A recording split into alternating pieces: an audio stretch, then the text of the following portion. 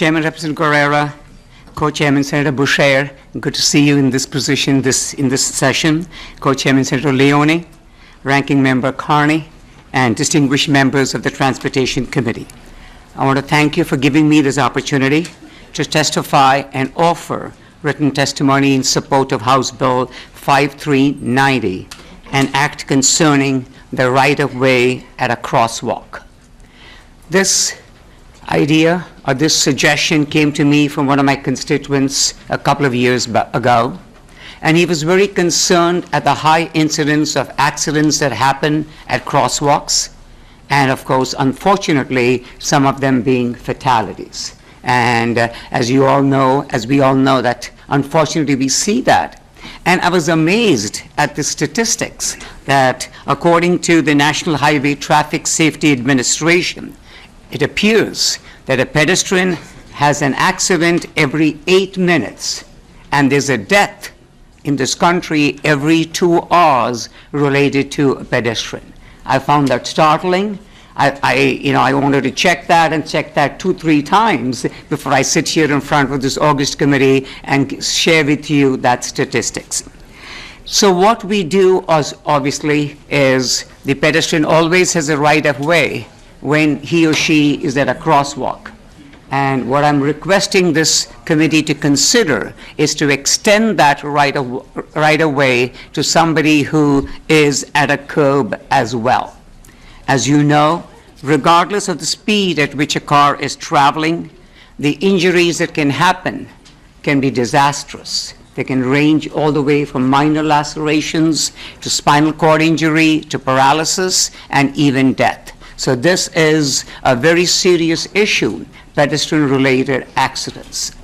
And for us, as we see our aging population, as we see people in their 70s and 75s, getting into that age, having a little more difficulty in doing the crosswalk, in walking that crosswalk, I want to give them that comfort zone that if they are at that curb, they have the right of way, and it is the responsibility of the driver to give them the right of way and allow them to pass, not only when they are at the crosswalk, which is what we have right now, but at the curb as well.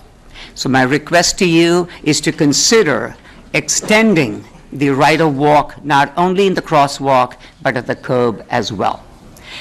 I want to thank you for giving me this opportunity this morning, and I'm ready to answer any questions.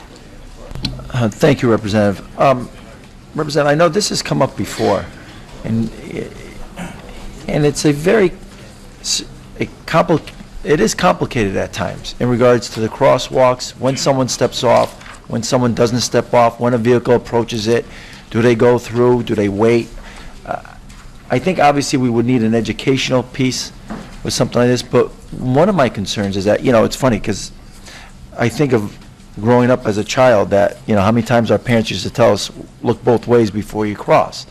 And today it just seems that many people just assume they could just walk without even looking. And more frightening is that when a vehicle does stop, and I have seen this many times, where a vehicle does stop and they don't cross, and then all of a sudden you start to go, and they decide to dart out at the last second here. And it's, I don't know what the answer is, but I do know that we need to educate people more on this, drivers, through our driver's ed programs for kids and all that. But I think right now there are laws out there in regards when you do approach a pedestrian crosswalk that you are supposed to stop. I think the issue is that, when people are going through the crosswalk at times, in which I think many of us have seen, that they come off and they basically go right into the car, not in front of the car. I'm talking into the driver's side of the door or the passenger side of the door. And that's where issues become, obviously, through legality and all that, who's at fault and who's not at fault.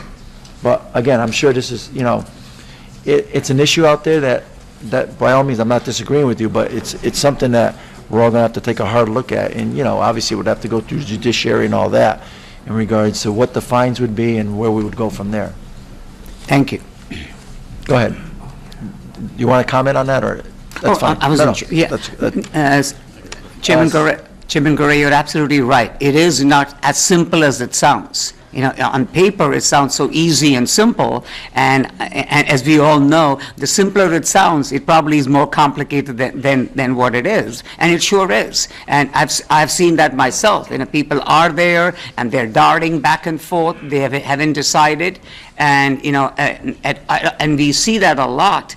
As a driver, you know, when we are driving ourselves. But even more so when we are out, as we all are every other year, in a campaign mode and out there at the crosswalks, you know, doing what we do, and then we see this, and then we're nervous for the person because the car is coming, the pedestrian is going back and forth, and we don't know whether the car is going to stop or the pedestrian is going to come back, you know, and not do the crosswalk. So it is very complicated. But when you hear the stories of fatalities, every single time that we hear, the Stanford one being the most recent one that I've heard, then it makes you wonder that should we be doing something else on the subject matter or not. But you're absolutely right, sir. It's not a simple issue at all. And, you know, and not to go on all afternoon about this, because I'll turn over my co-chair, Senator Leone, who was instrumental with some of that language in Stanford, and his colleagues on that. But, you know, we have to be aware, too, is that, you know, in other states, there are officers out there that,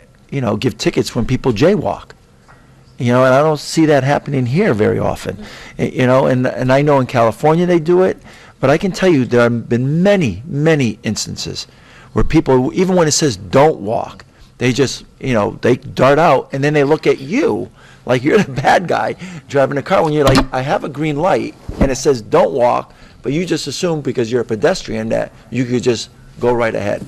So, again, obviously this conversation is Senator, you're absolutely right, because you know because we're looking at uncontrolled crosswalks here. You know, in a controlled setting, when you have traffic lights, and obviously we respect the traffic light, and if I have a green as a driver, I have the right of way.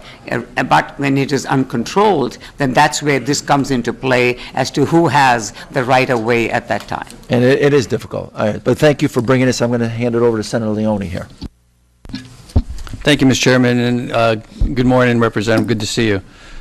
Thanks for bringing up this issue because, yes, you know, fatalities between vehicles and pedestrians has been a major concern in the state, but also in my town in Stamford, of one of which I represent. And yes, we did pass legislation last year to increase fines for people that are hit by vehicles, and justifiably so. But this issue came up last year also in terms of the curb, and there were some concerns in the details on to what that meant.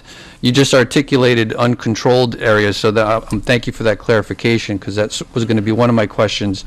You know, if you're on a major road or regular secondary, even tertiary road, and you come to a curb, you know, how close does the pedestrian need to be to the curb for that oncoming vehicle to be forced to stop or yield?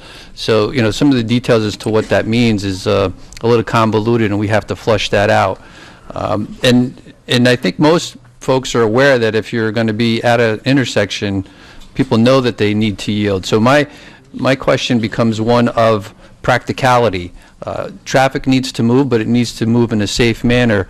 And if a person steps up to the curb, on the curb, or 5 feet away from the curb, where does it need to be for this legislation to take effect? So I think we still need to do a little bit of vetting in terms of what that is or is not, and make sure that pedestrians are safe. But at the same time, you know, pedestrians don't always obey the rules that they should be pertaining to. Looking up and looking both ways, and it just should not be assumed that just because you're a pedestrian and you jump into the street, that a car that is traveling at even 25 miles an hour, 2-3 ton vehicle, can't just stop on a dime. So I think we need to do a lot more education going forward. So I look forward to some of the details on how you establish stepping up to the curb and what kind of roads that would be entitled to that kind of language. Thank you, Senator, for those comments. I appreciate them very much, and I definitely would be more than willing, you know, as if this were to move forward, or you need any more input from me to craft this moving forward, I will definitely be willing to participate and be a part of that conversation. Thank you, Senator Leone. Representative Vahey. Thank you, Mr. Chairman, and thank you, Representative, for your testimony. I, too, have a similar bill in about this very issue, and I'm wondering if you have had conversations with your constituents, with other advocacy groups regarding what can be done with the language of this bill. Thank you very much for that question. I appreciate that, and I hope that the bill that you have similar to this, we can all work together as we do well in this building and get one bill out which is going to include the components that you have and what is here in this bill. And I'm looking forward to working with you on that. In terms of speaking to the advocacy groups, yes, I've started the conversation with them, and they're obviously very thrilled that this bill has an opportunity to be here this morning, and we have a public hearing. And I will continue the conversation with them, especially since Chairman Leone has said, let's work on the details. The concept is there, but what are the details? And as we know, the devil is always in the details, and so we definitely need to flush that out as we move forward. Have I talked to my constituents on this subject matter? The constituent who brought this up to me some time back is no longer living in town, and I've tried to reach out as much as I could, and unfortunately I don't have a forwarding email address for that gentleman, but he was extremely upset when the incident happened in Stamford, and I'm not sure if there was a relationship there, family or friend or what it was, so that was what brought him to me in Glastonbury to bring that out, and I'm sure wherever he is now, whether he's in the state or outside the state, is probably following this piece of legislation closely. Well, I thank you so much for this. I think it's really a critical issue, and I know that folks at Bike Walk Connecticut are interested, and I have also met with my own Bike Walk committee in town. And to the chairman's point, when we look at these issues, it is really critical to look at education, infrastructure, and enforcement when we're working with pedestrians and vehicles and looking at what we can do. I noticed this weekend in New Haven, I think the front page story was about the increase in pedestrian deaths in our state. And I think it's a critical issue. You're absolutely right. We need to educate pedestrians as well. We know that nationally pedestrian deaths have increased as people are texting while walking even.